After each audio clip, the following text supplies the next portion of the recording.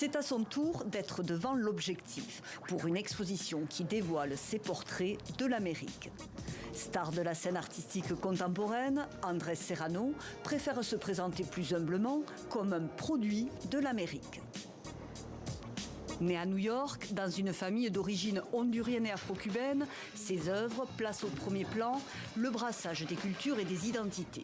Sans hésiter non plus à explorer le côté obscur de sa terre natale, laissé pour compte, racisme systémique et un melting pot d'autres thématiques.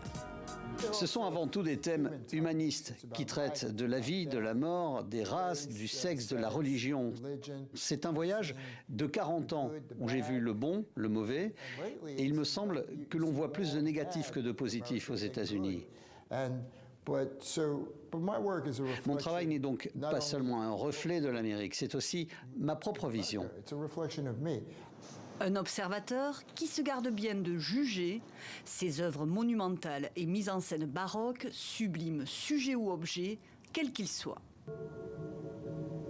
Des œuvres à double tranchant qui saisissent par leur esthétique raffinée tout en provoquant une touche d'effroi, voire de sacrée polémique. Son célèbre Peace Christ, un crucifix immergé dans de l'urine, s'est attiré les foudres des milieux catholiques intégristes. Lui se revendique profondément chrétien, inspiré autant par les peintres de la Renaissance que par Marcel Duchamp ou Pablo Picasso. Un artiste qui scrute sa société et ses contemporains, pièce maîtresse de l'exposition, une petite partie de sa collection d'objets estampillés Donald Trump, glanés sur le net, façon, selon lui, de compléter le portrait réalisé en 2004 du milliardaire qui n'était encore qu'un offensif homme d'affaires et une star de la télé-réalité. Tout ce que ces objets symbolisent, c'est la façon dont Donald Trump a pu apposer son nom sur tout ce qu'il pouvait. Ici, vous avez par exemple de la vodka Trump avec une bouteille plaquée or.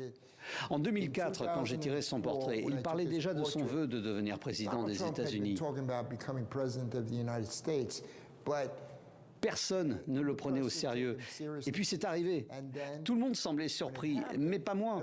Parce que d'une certaine façon, il a passé la majeure partie de son existence à viser ce but d'être président. Une œuvre politique et une traversée artistique américaine de plusieurs décennies qui demeure d'une actualité brûlante.